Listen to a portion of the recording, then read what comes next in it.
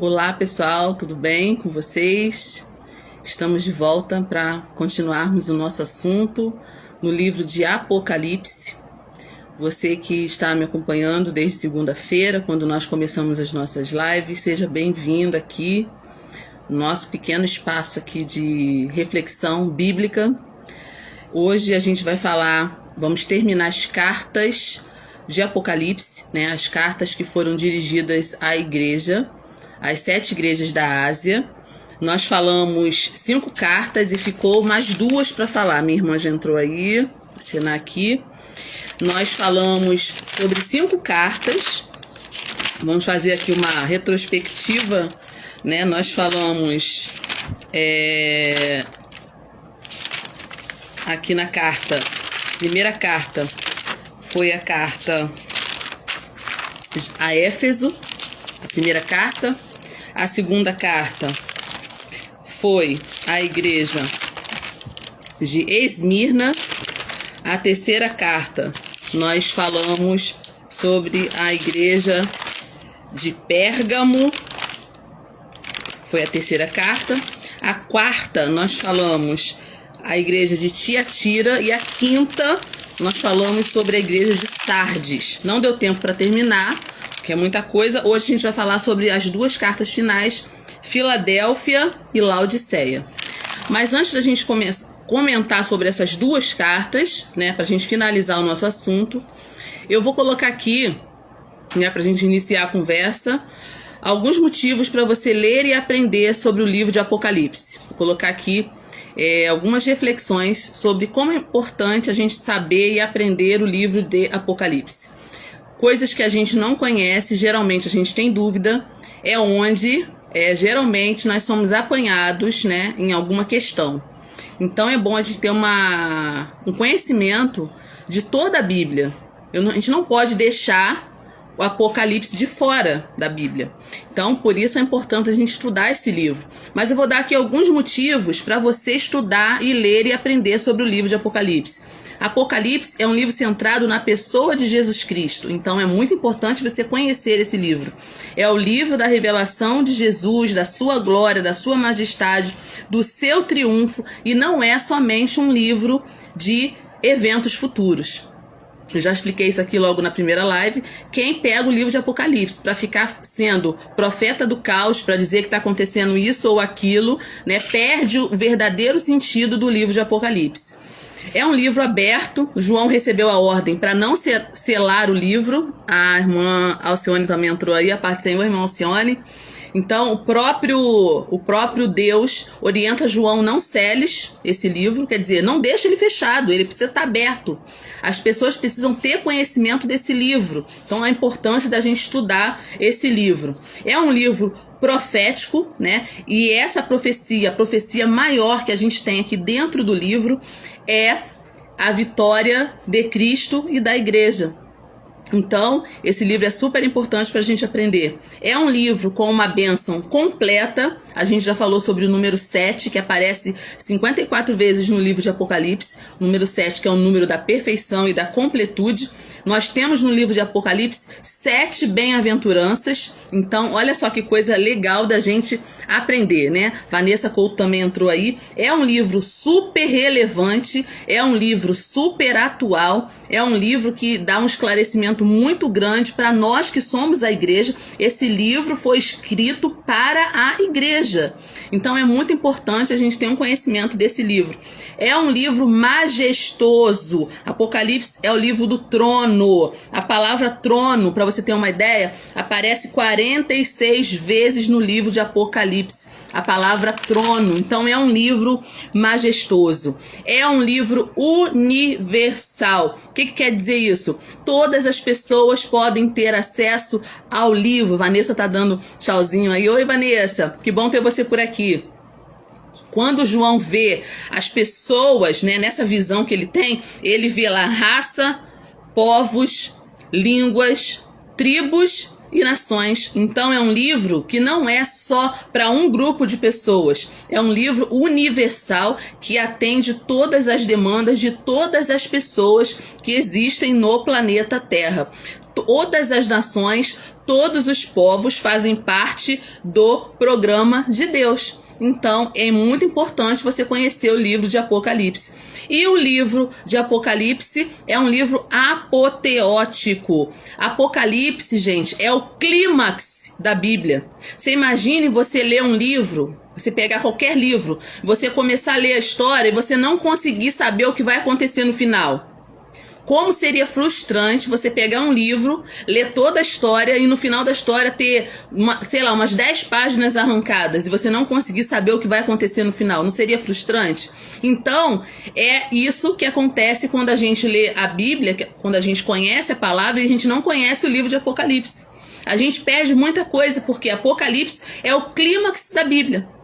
É o final da Bíblia, é o que completa a Bíblia, é o que dá o fechamento à palavra de Deus. Então é muito importante a gente conhecer o livro de Apocalipse. Então eu já te dei algumas razões aí para você ficar aqui com a gente. Nós começamos esse estudo na segunda-feira.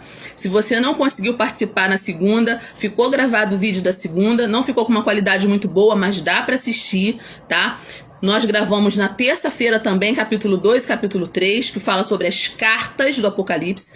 E nós falamos 5 cartas, mas ainda falta 2. Nós vamos falar hoje sobre Filadélfia, a carta dirigida a Filadélfia e a carta dirigida a Laodiceia. Então vamos lá? Pega a sua Bíblia aí, capítulo 3 do livro de Apocalipse. A carta dirigida a Filadélfia vai do versículo 7 ao versículo 13. Apocalipse, capítulo 3, versículo 7 ao versículo 13. O anjo do Senhor manda João escrever, para a igreja de Filadélfia. Então vamos lá? E ao anjo da igreja que está em Filadélfia escreve: isto diz o que é santo, o que é verdadeiro, o que tem a chave de Davi, que abre e ninguém fecha, e fecha ninguém abre. O que quer dizer isso? Nós vamos ver daqui a pouco. O que significa essa expressão aqui? Eu sei as tuas obras, e eis que diante de ti pus uma porta aberta, e ninguém a pôde fechar. Tendo pouca força, guardaste a minha palavra e não negaste o meu nome. Eis que eu farei os da sinagoga de Satanás, aos que se dizem judeus e não são, mas mentem. Eis que eu farei que venham e adorem, prostrados aos teus pés, e saibam que eu te amo. Como guardaste a palavra da minha paciência, também eu te guardarei da hora da tentação, que há de vir sobre todo o mundo para tentar os que habitam na terra. Eis que venho sem demora, guarda o que tens, para que ninguém tome a tua coroa. E quem vencer, eu farei coluna no templo do meu Deus, e dele nunca sairá. Escreverei sobre ele o nome do meu Deus, e o nome da cidade do meu Deus, e a nova Jerusalém que desce do céu do meu Deus, e também o meu novo nome. Quem tem ouvidos, ouça o que o Espírito diz às igrejas. Então, essa carta aqui fala da igreja de Filadélfia. Filadélfia, o que quer dizer a palavra Filadélfia? Filadélfia quer dizer amor fraternal. Vem de filos, tá? Então quer dizer amor fraternal. É a igreja avivada. É a igreja missionária. É a igreja que representa a igreja cristã nessa fase, que foi a partir de 1750, especialmente nos séculos 18, 19 e início do século 20. Então nós vimos lá na segunda e na terça-feira que cada igreja dessa representa um tempo da igreja aqui na Terra. Filadélfia representa esse período de 1750, entrando pelos séculos 18, 19 e iníciozinho do 20. É aquela igreja que foi a igreja mais missionária que nós temos notícia, Foi um tempo em que a igreja começou um trabalho missionário muito grande e muito forte dentro do planeta Terra. Foi a época em que a igreja mais enviou missionários para todas as partes do mundo. Então, por isso diz que a igreja Filadélfia é a igreja do amor, é a igreja avivada, é a igreja missionária. Aqui aparece essa expressão chave de Davi. Deus, né, usando o apóstolo João, diz assim: isto diz o que é santo, o que é verdadeiro. Isto diz o que é santo, o que é verdadeiro, o que tem a chave de Davi, o que abre ninguém fecha e fecha ninguém abre. Essa expressão aqui, chave de Davi, é uma alusão ao reino prometido por Deus a Davi. Quando fala que Jesus tem a chave de Davi, conforme está escrito lá em 2 Samuel 7, versículo 12 e 13, vamos ler 2 Samuel 7, vamos lá para a Bíblia, para a gente poder entender essa expressão. 2 Samuel, vamos lá para 2 Samuel, nem eu abri aqui, vou abrir aqui junto com vocês. Capítulo 7, versículo 12 e versículo 13, diz assim: este edificará uma casa ao meu nome, e confirmarei o trono do seu reino para sempre. Eu lhe serei por pai, e ele me será por filho, e se vier a transgredir, castigá-lo-ei com vara de homens e com açoites de filhos de homens. Aqui está se referindo a quem? A Davi. Quando Davi se propõe a edificar um templo ao Senhor, o que é negado, né? Porque Davi era um homem com as mãos cheias de sangue, mas Deus promete que o filho dele poderia fazer isso, né? E diz que o trono de Davi seria estabelecido para sempre, não teria fim. Por que Deus fala isso? Porque Jesus veio da descendência de Davi, humanamente falando. Jesus nasceu numa família humana como todos nós, né? Ele nasceu de Maria, e Maria tinha descendência, né? Provou pela genealogia dela, né? Descrita nos livros de Lucas, nos livros de Mateus, que Jesus descendia de Davi. Então, quando fala assim, eu tenho a chave de Davi, né? Aqui Jesus está dizendo que ele se cumpre em Jesus tudo que ele prometeu a Davi. Ele prometeu a Davi que o trono de Davi não ficaria sem ocupante e que o reino de Davi seria para sempre. E aqui em Apocalipse a gente vê que esse texto se cumpriu cabalmente em Jesus, né? E ele se identifica como aquele que tem a chave de Davi, que abre e ninguém fecha, e que fecha ninguém abre, né? Está falando de autoridade. E aí quando fala assim, eu tenho posto diante de ti uma porta aberta, a qual ninguém pode fechar, isso é uma alusão ao crescente movimento missionário que eu acabei de falar para vocês dos últimos tempos. Esse movimento missionário começou com William Carey em 1793, quando ele partiu para a Índia para ganhar almas para Cristo. A partir de William Carey começou um movimento muito grande missionário na igreja, enviando missionários para todas as partes do mundo, né? Se cumprindo a palavra de Deus aí. E aí aparece uma outra expressão também aqui, né? Nessa carta à Filadélfia, aparece no versículo 10, como guardaste a palavra da minha paciência, também eu te guardarei da hora da tentação que há de vir sobre todo mundo, para tentar os que habitam na terra. Isso é uma promessa para a igreja fiel. Isso é uma promessa para a igreja verdadeira, que a igreja não passará pela grande tribulação. Então o versículo 10 aqui está dizendo, como você guardou a palavra da minha paciência, eu vou te guardar também da hora da tentação. E essa hora da tentação há de vir sobre todo o mundo, tá bem claro aqui, para tentar os que habitam sobre a terra. Então, como eu disse no início, o livro de Apocalipse, ele tem várias interpretações e várias correntes teológicas.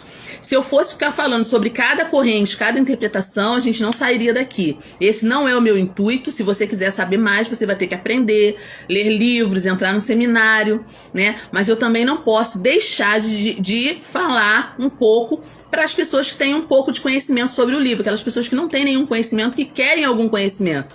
Então aqui, eu pessoalmente, Alessandra, eu estudei as linhas de interpretações de Apocalipse, estudei as correntes teológicas de Apocalipse, são muitas, Mas eu, na minha concepção de estudo, de tudo que eu já li, de tudo que eu já estudei, eu creio que a igreja não vai passar pela grande tribulação. Né? Eu creio nessa linha de interpretação, né? Como está escrito aqui, como essa promessa foi feita à igreja de Filadélfia, né? Que esse período de grande tribulação que virá sobre todo mundo. Eu creio, na minha forma de enxergar o livro, enxergar essa palavra, que a igreja não passará pelo período da grande tribulação. Aí que Deus faz uma promessa para a igreja de Filadélfia, né, dizendo que ela seria guardada desse tempo de grande tribulação.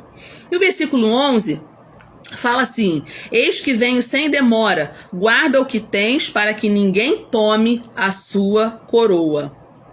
Então vamos ler, vamos entender o que Deus está dizendo aqui para a igreja. Eu venho e eu venho sem demora, guarda o que tens. Isso fala de uma responsabilidade pessoal. Guarda o que você tem. Eu não posso ir na sua casa guardar as coisas que você tem, porque são coisas que pertencem a você. Você não pode vir à minha casa guardar as coisas que eu tenho, porque são coisas que pertencem a mim.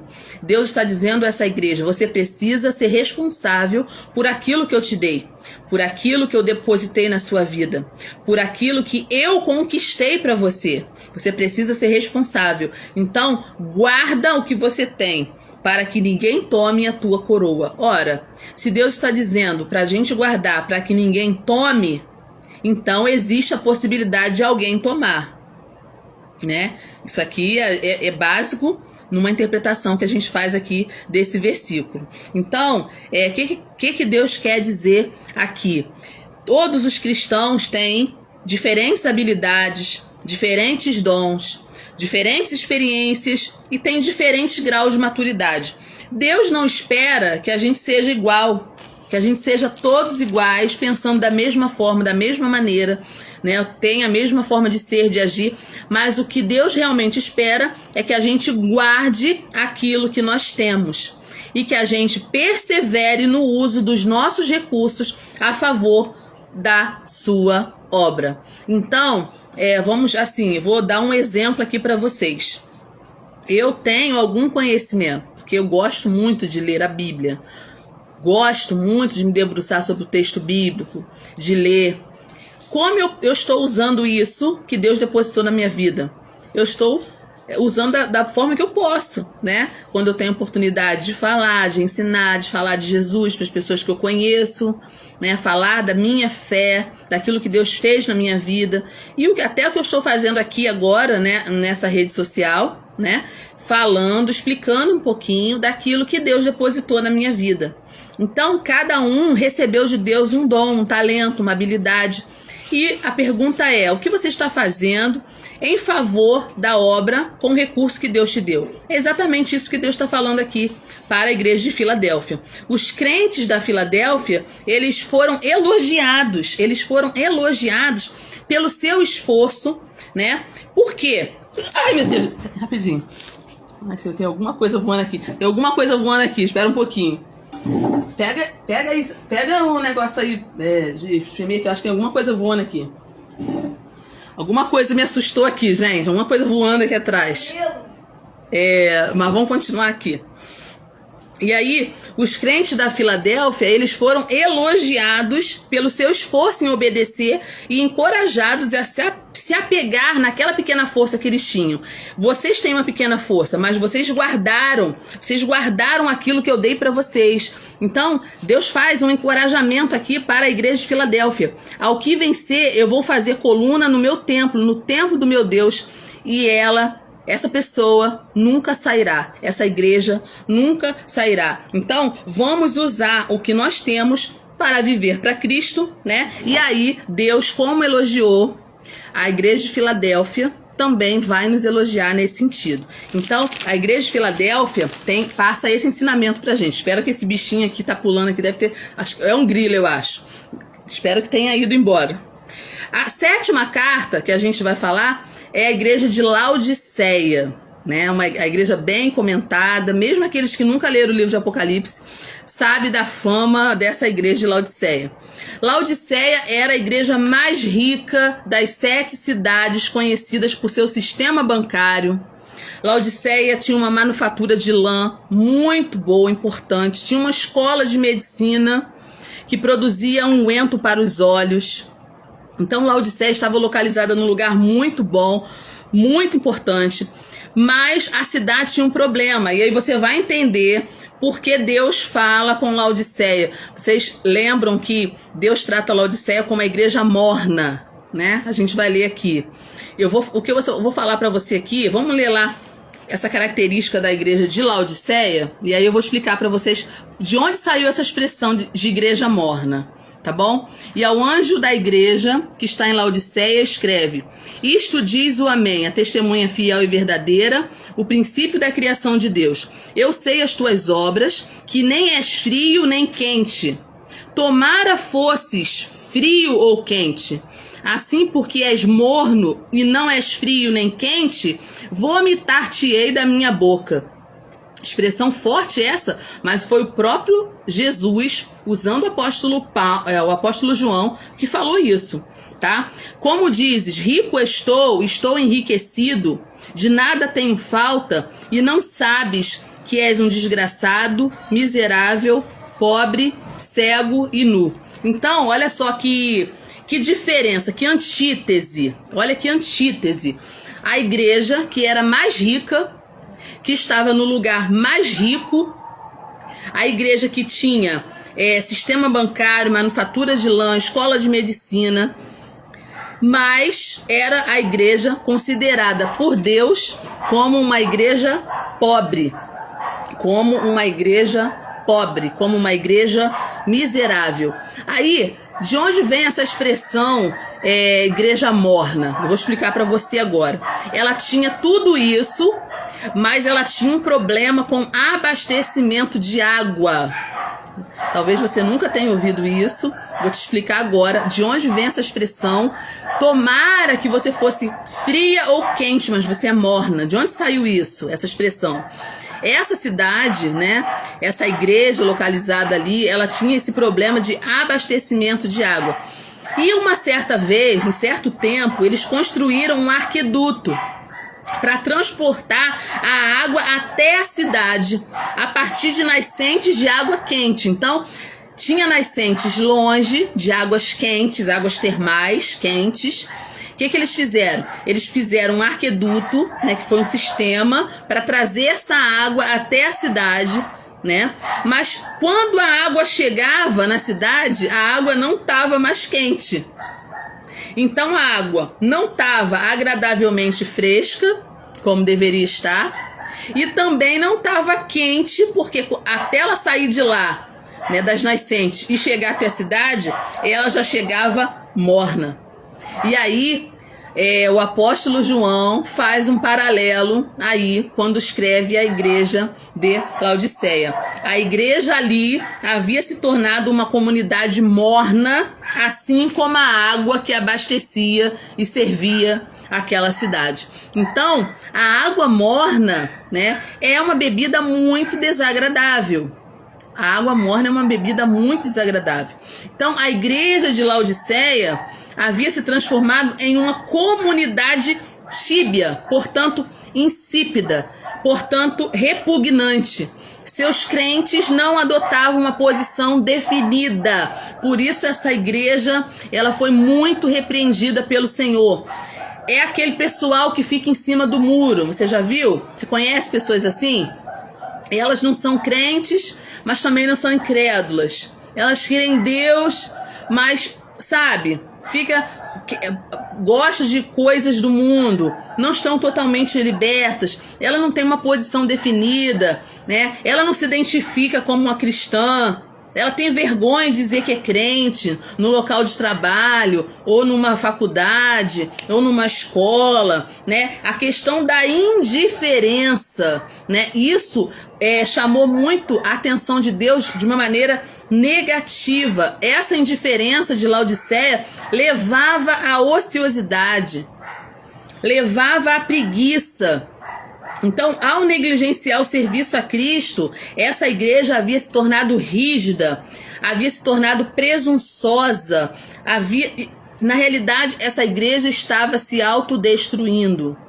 Quando nós não nos posicionamos em Deus, em dizer quem nós somos de verdade, quando a gente não se define na nossa fé, a gente está, na realidade, se destruindo. Não existe nada pior do que um cristão indiferente. Um cristão indiferente, um cristão nominal, né, que se julga autossuficiente. Não tem nada pior na vida cristã do que uma pessoa assim. Então, nós precisamos tomar a decisão de servir a Deus de maneira total. Nós não podemos ser parciais no nosso serviço ou na nossa fé.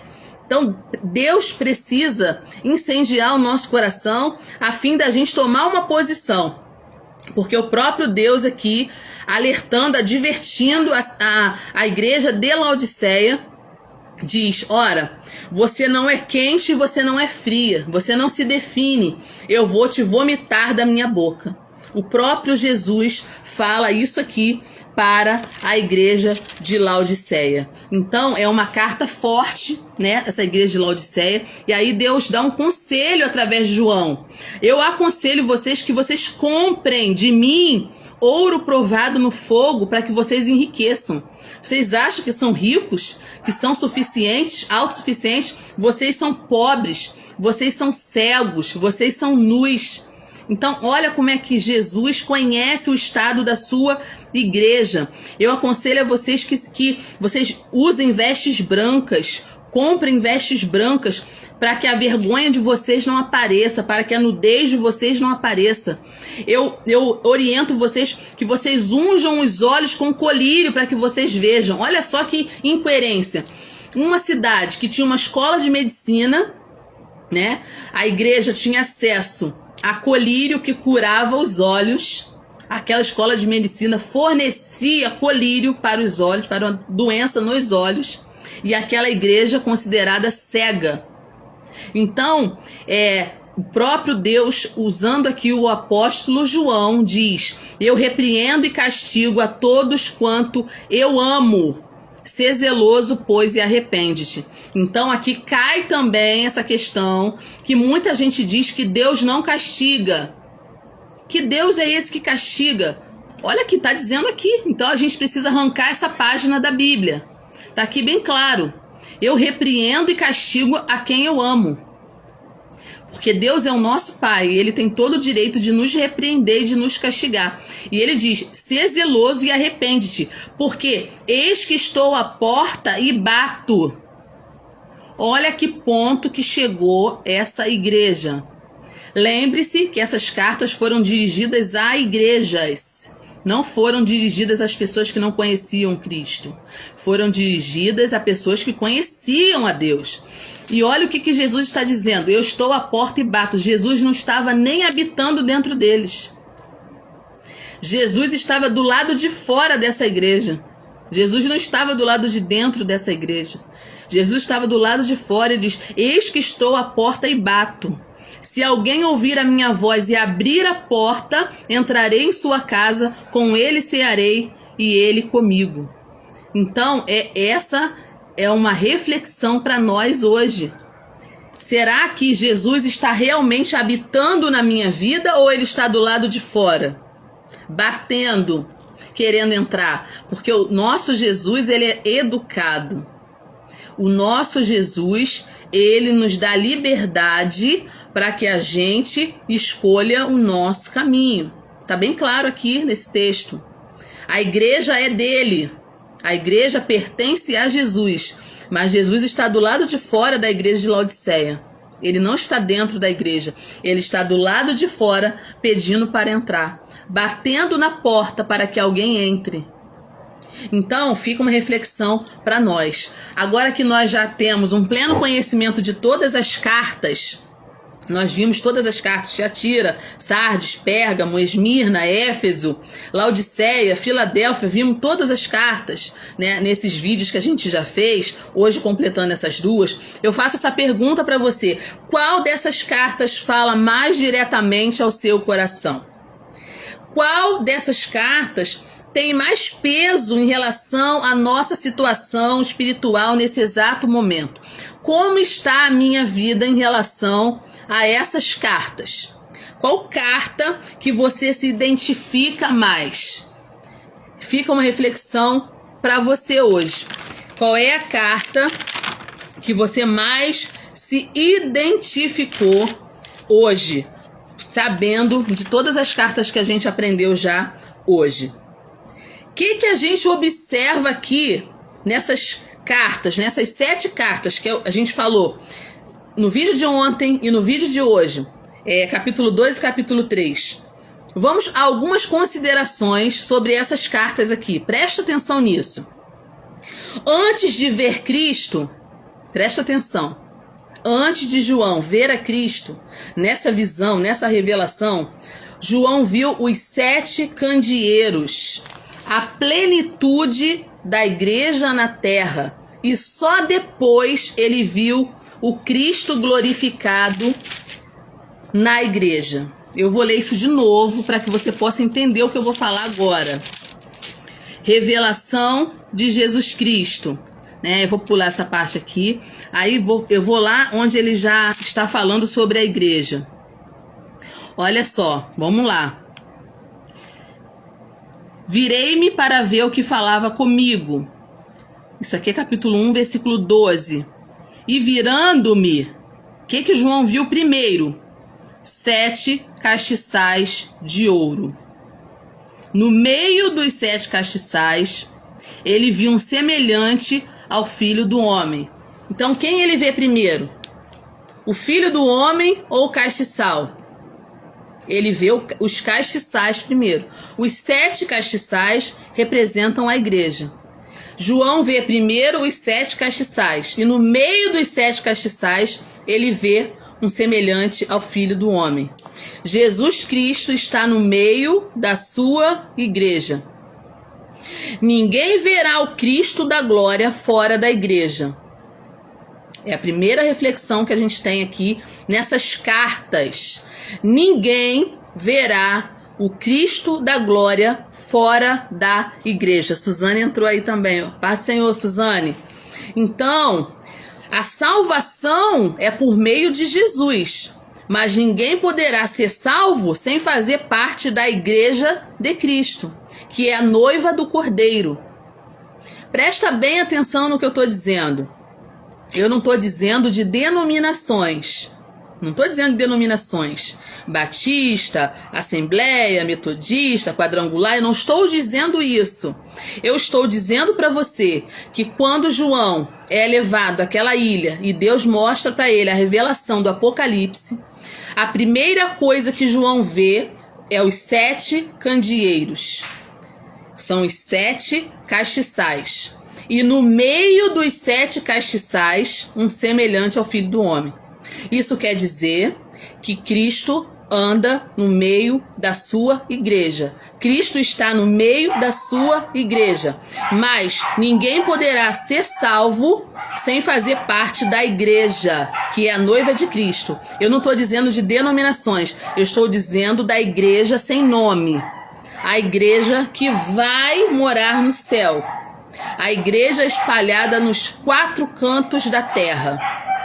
A igreja universal que estará lá, que dela fará parte tribos, línguas, nações. Então, isso é a primeira reflexão que as cartas de Apocalipse nos traz. Hoje nós temos um movimento dos desigrejados. Nós temos um movimento que diz: eu não preciso da igreja. Eu posso ser crente em casa. Eu posso servir a Deus em casa. Você está enganado. Ninguém verá a Cristo sem a igreja, sem fazer parte. Se você não é a noiva de Cristo, você não pode participar das bodas de Cristo. Quem é a noiva de Cristo? É a sua igreja. Cristo valoriza tanto a sua igreja que ele se dá a conhecer no meio dela. Onde o Filho do Homem estava andando? No meio dos 7 castiçais de ouro. Jesus estava andando no meio da sua igreja. Então Jesus se dá a conhecer através da sua igreja. Hoje muitas pessoas querem Cristo, mas não querem a igreja. Porque a igreja tem um monte de hipócrita lá. Então vai para a igreja que você será mais um hipócrita na igreja, você. Então as pessoas dão desculpas para não estarem na igreja. Claro que não existe uma igreja perfeita. Não existe igreja perfeita, porque nós estamos num processo de aperfeiçoamento. A gente viu aqui nas igrejas que Deus tinha uma repreensão para cada uma delas. Cristo elogiou várias, prometeu, fez promessas para várias, repreendeu várias, disse que estava acontecendo coisas erradas em várias, mas nem por isso Deus abandona a sua igreja. Então isso é uma verdade que você precisa entender. Hoje muitas pessoas querem Cristo, mas não querem a igreja. Isso é impossível. A importância, né? A atenção que Cristo está voltada para sua noiva. A atenção de Jesus está voltada para a sua noiva, que é a sua igreja. A igreja ocupa o centro da atenção de Cristo. João viu um semelhante ao Filho do Homem andando no meio dos 7 castiçais. Quem são esses 7 castiçais? É a igreja. Cristo não apenas está no meio da sua igreja, não. Ele também está andando, vigiando cada passo que a sua igreja está dando. É uma ação investigatória no meio da sua igreja. Capítulo 2, versículo 1. Vamos lá, Apocalipse 2:1. Já lemos, mas estamos aqui fazendo uma reflexão em cima daquilo que a gente leu. Escreve isto ao anjo da igreja que está em Éfeso. Isto diz aquele que tem à sua destra as 7 estrelas, que anda no meio dos 7 castiçais de ouro. Mais uma vez, afirmando aqui que Jesus está andando. Ele está sondando a sua igreja. Ele está observando com seus olhos, que são como chamas de fogo. Apocalipse 2:18. Ele está atento ao que está acontecendo dentro da sua igreja. Há muitos males que atacam a igreja. O esfriamento espiritual ataca a igreja.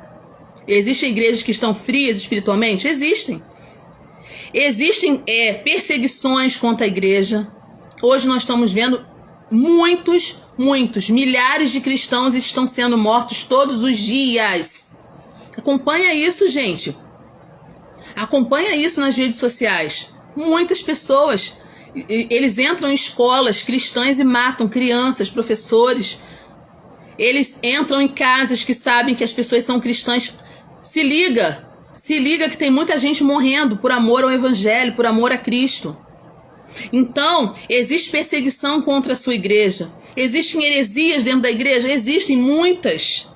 É por isso que a gente não pode parar de ensinar a verdadeira mensagem bíblica, a palavra de Deus genuína, verdadeira, porque existe muita heresia, muita coisa errada dentro da igreja. Existe, claro que existe. Está escrito aqui em Apocalipse, nas cartas que a gente leu.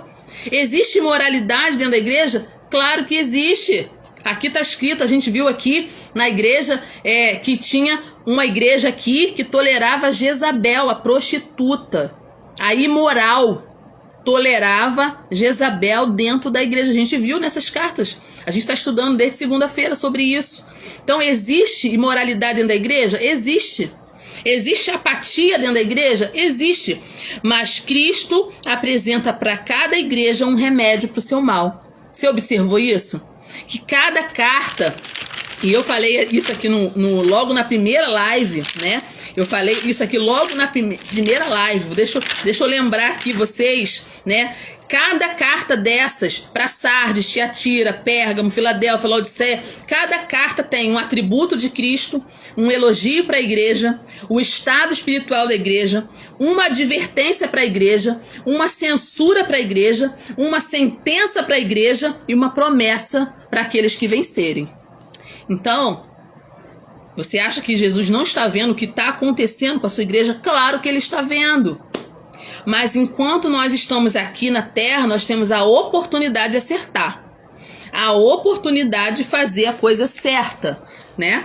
Então, uma outra observação importante aí dentro dessas cartas que a gente viu no vídeo 1, no vídeo 2 e hoje. Dentro da mesma igreja, nós temos pessoas fiéis e nós temos pessoas infiéis.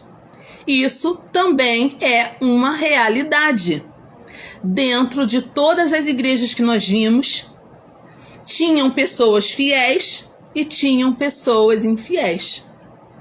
Mas você não pode dizer assim, eu não vou pertencer a nenhuma igreja porque tem muitos infiéis lá. Seja você um fiel. Porque cada um vai dar conta da sua própria vida. Cada um vai chegar diante de Deus e vai dar conta da sua própria vida. Você não vai dar conta da vida de ninguém. Você não vai ter que responder pela vida de ninguém. Você vai ter que responder pela sua vida. Por isso que Deus falou, guarda o que tens para que ninguém tome a tua coroa. É uma responsabilidade pessoal. Então, dentro da igreja nós temos pessoas fiéis e pessoas infiéis. Em Pérgamo, por exemplo, alguns crentes estavam seguindo a doutrina de Balaão. Em Pérgamo, tinha alguns crentes lá que estavam seguindo a doutrina de Balaão. Quem era Balaão? O ganancioso. O que queria amaldiçoar o povo de Deus por dinheiro. Tem gente gananciosa na igreja? Tem. Tem gente que está na igreja por causa disso aqui?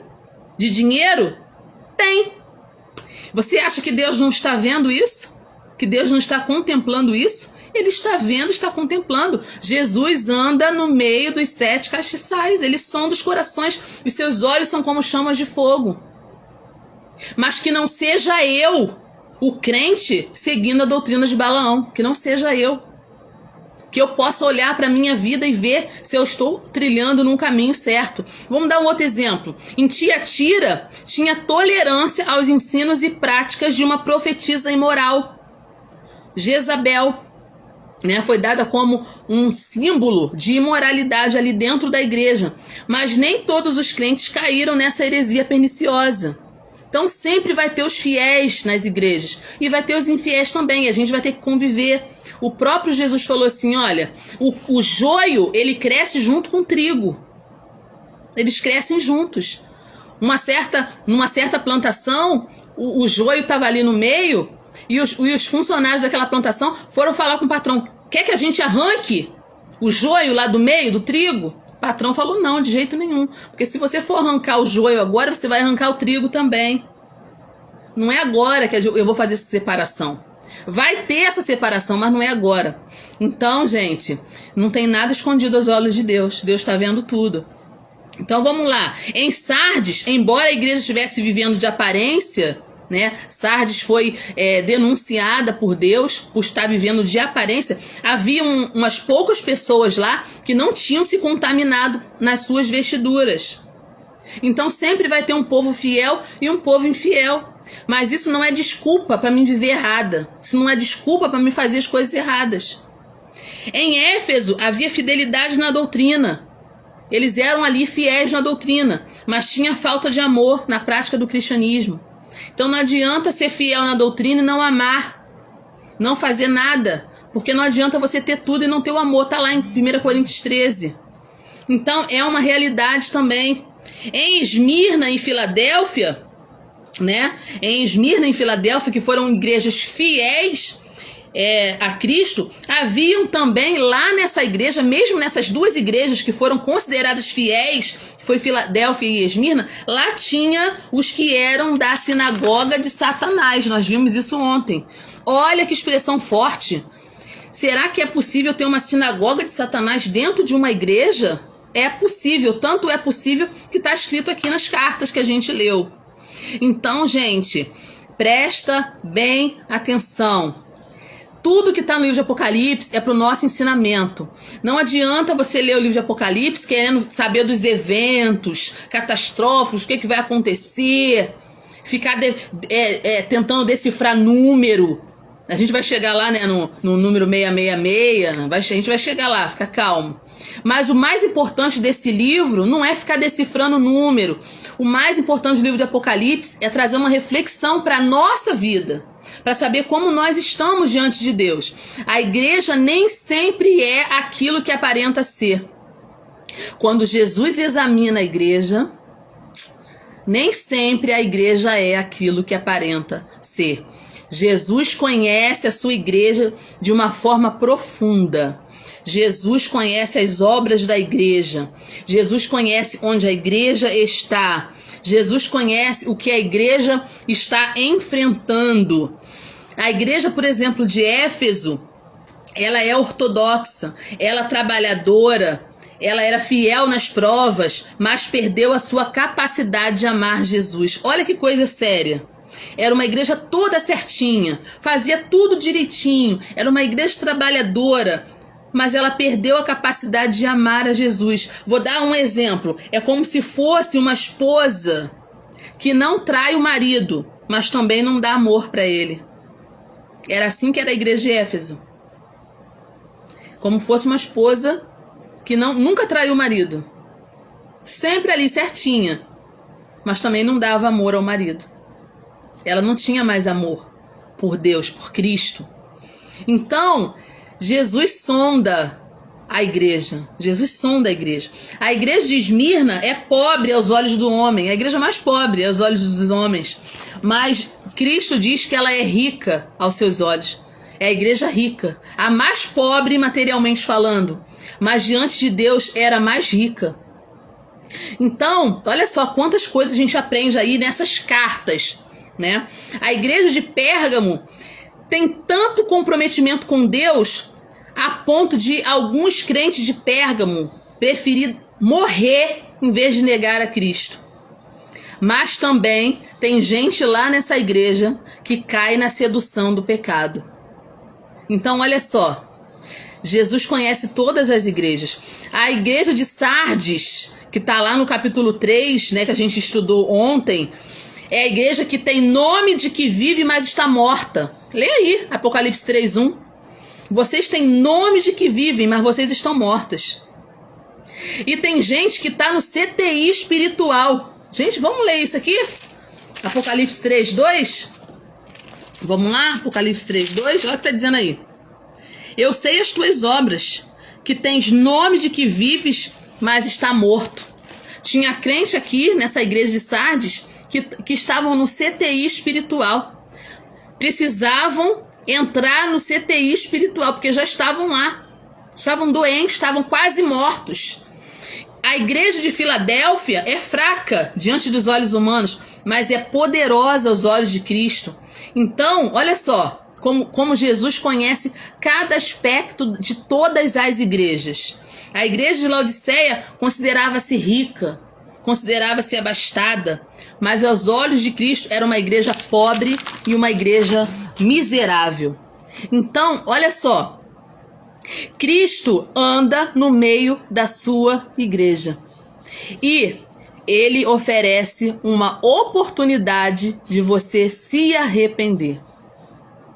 Hoje, Cristo nos dá uma oportunidade de nós nos arrependermos. Nós, enquanto nós estamos vivos, conscientes, nós temos a oportunidade de rever os nossos caminhos. Porque a igreja, gente, não é parede. E igreja não é parede, não é muro, não é templo. Igreja é eu e você. Jesus vem arrebatar a sua igreja. Ele não vai levar parede para o céu. Ele não vai levar templo para o céu. Ele não vai levar placa de denominação para o céu. Ele vai levar a sua igreja, a sua noiva, eu e você. E como nós estamos diante de Deus? Não tente esconder nada de Deus, porque Ele sabe, Ele conhece a tua vida. Ele conhece teu deitar e teu levantar. Antes de você falar alguma coisa, Deus já sabe. Então, é um momento para a gente refletir nessas cartas. Cristo anda no meio da sua igreja e dá gloriosas promessas aos vencedores. Todos os vencedores têm promessas. Todas as igrejas receberam promessas. Se você vencer, de maneira nenhuma vou riscar o seu nome do livro da vida. Se você vencer, você vai receber uma pedrinha branca com seu novo nome. Se você vencer, eu vou te fazer coluna no templo do meu Deus.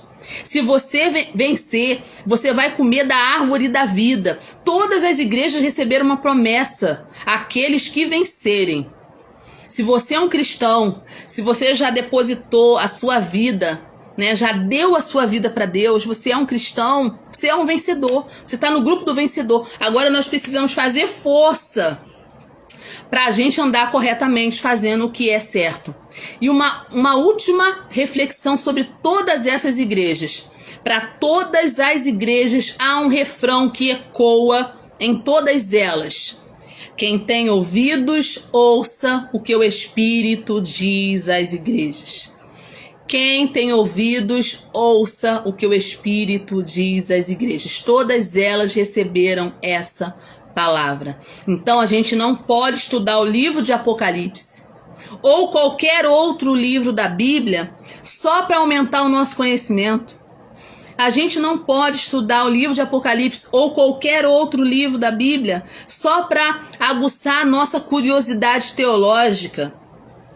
Nós precisamos ouvir o que Deus está falando conosco através do livro de Apocalipse. Então, essa foi uma reflexão que nós fizemos hoje. Terminamos as duas cartas, Filadélfia e Laodiceia, fizemos uma reflexão de todos esses ensinamentos dentro dessas cartas. Amanhã a gente vai falar sobre o capítulo 4 e 5 de Apocalipse, a visão do trono da majestade divina. Nós vamos falar sobre os 24 anciãos, nós vamos falar sobre os animais, né? Vamos falar sobre isso. Você tem dúvida? Você quer saber quem são esses 24 anciões que estão lá diante do trono de Deus? Animais, tem animais no céu? Tem. Você quer saber? Amanhã a gente vai falar sobre isso, né? Então o capítulo 4 vai tratar da adoração de Deus no céu e vai falar da igreja glorificada no céu. Capítulo 4 e o capítulo 5. Olha só que interessante, gente, pra gente dar esse fechamento aí, pra você já ir pensando sobre isso. A partir do final do capítulo 3 de Apocalipse, a gente não vê mais nada falando sobre a igreja. A igreja na terra, não se fala mais na igreja na terra. No capítulo 1 ao capítulo 3, a igreja é mencionada 19 vezes.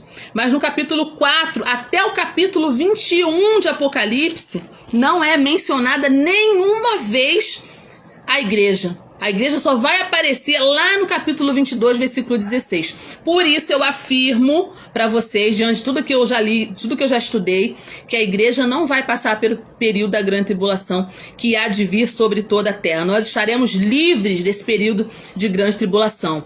Porque os capítulos 6 até o capítulo 18 de Apocalipse fala desse período da grande tribulação. Todos esses capítulos, do 6 ao 18, do 6 ao 9 é a primeira parte da grande tribulação. Eu tenho um bichinho voando aqui.